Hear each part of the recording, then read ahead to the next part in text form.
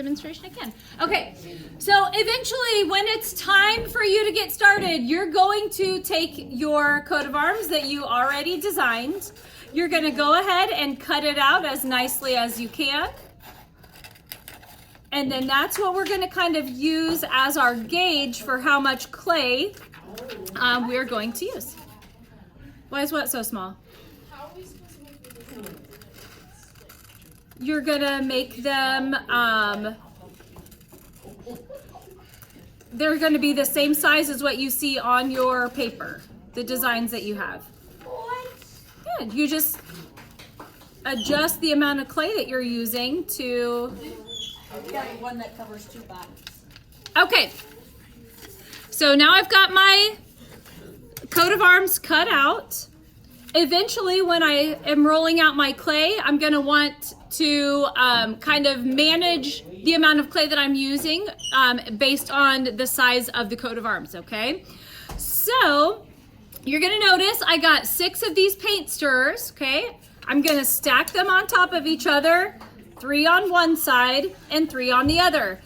By doing that, that's going to tell me how thick my slab is going to be. It's going to be the same thickness of 3 of these stacked on top of each other, okay? So by putting 3 on each side, when I roll out my clay, my rolling pin eventually is going to get stuck and won't go any flatter than those stacked up paint stirrers, okay? So that's going to be how we keep our clay the same thickness all the way throughout, okay?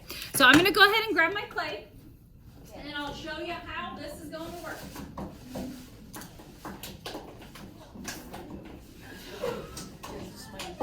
Okay. This is not your cue to start talking. Okay. All right. So when you get your clay, I'm going to give you more than what you actually need because we want to be able to lay our cutout paper on top of our clay and cut around it. So I'm going to give you more than what you actually need for this project.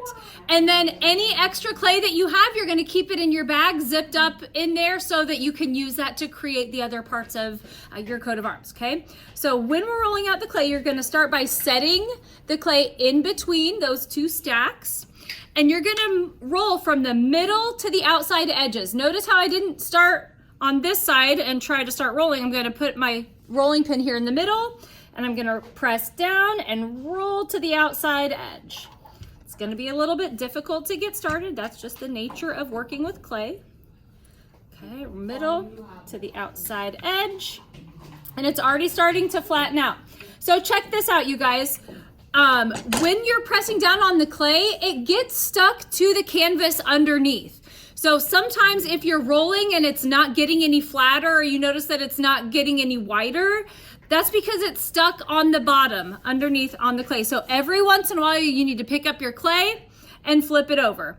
Notice how I went from having it this direction, and when I flip it over, I'm going to go the opposite way because if I have this and I'm trying to set it on there, it's not really going to be the right size for what I need. So I'm going to flip it over and turn it this way.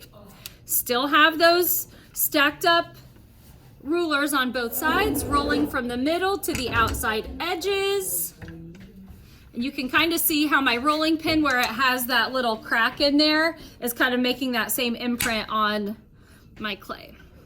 Okay, I do suggest standing up when you do this just to get the right leverage.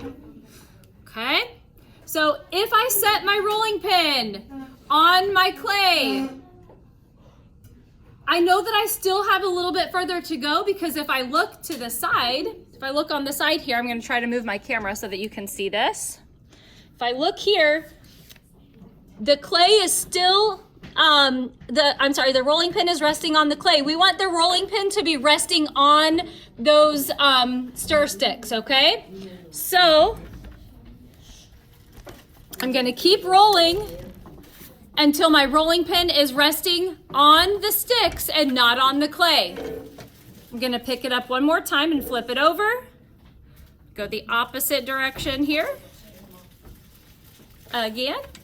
And I'm going to give it a couple more rolls and I think I'm going to be good to go. Rolling from the middle to the outside edge. Middle to the outside edge. One more time, pick it up, flip it over. All right, so now, if you take a look at the screen one more time, you'll see that my rolling pin is now resting on those stir sticks and not just on the clay, okay?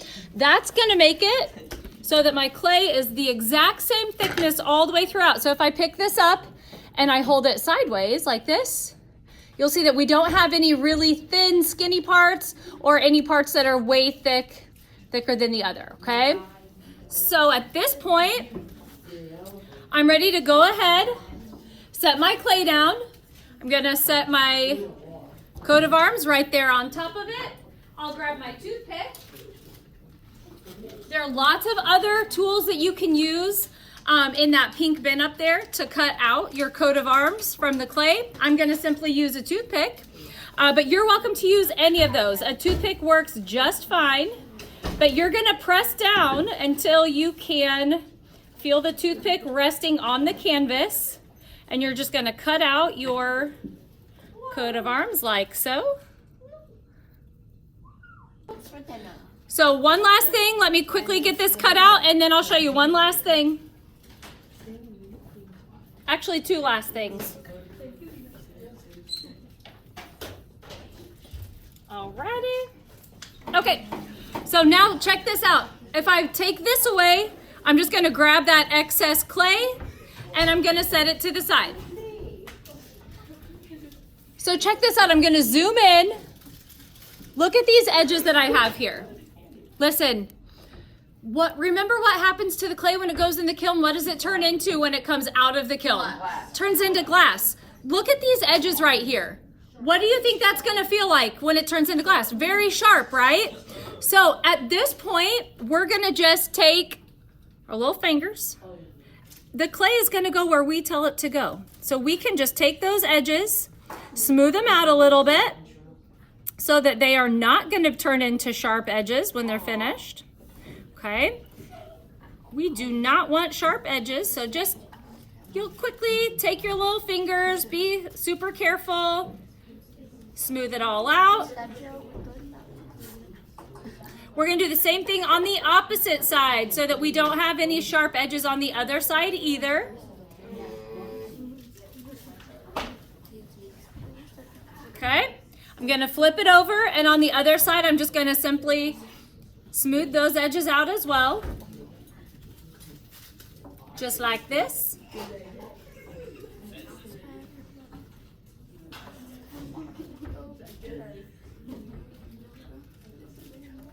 Okay, all right, and then the next part, check this out. The next thing you're gonna do is you're gonna take one of your little stir sticks here. Remember how we have these separated into 4 sections? An easy way to get a nice straight line is to just take your little stir stick from one side to the other and very, very lightly press in just so that you're making an impression, okay? Don't press too much harder than that. Don't make a super deep impression on there because that's gonna create a weak spot in your coat of arms and it's gonna very easily break if you make that impression too deep. Just press in enough so that you can see the 4 quadrants and then you're good to go, okay? On the back, that's where I want you to put your initials and a number 1 somewhere on the back. I'm gonna put MH1 because this is my first period class, this is my first period demo. And then I'm ready to put this in my bag with all of my other materials, okay? Your coat of arms, your extra clay that you have is also gonna go in your bag. Your, what's it called? Toothpick is gonna go back in your bag. And then you're ready for the next day to jump right back in and start, okay? The stir sticks do not go in your bag. When you're finished, the stir sticks are gonna go back in the container where you found them so that my next class can use them. Your canvas is also gonna go back where you found it so that my next class can use it, okay? Any questions on the process?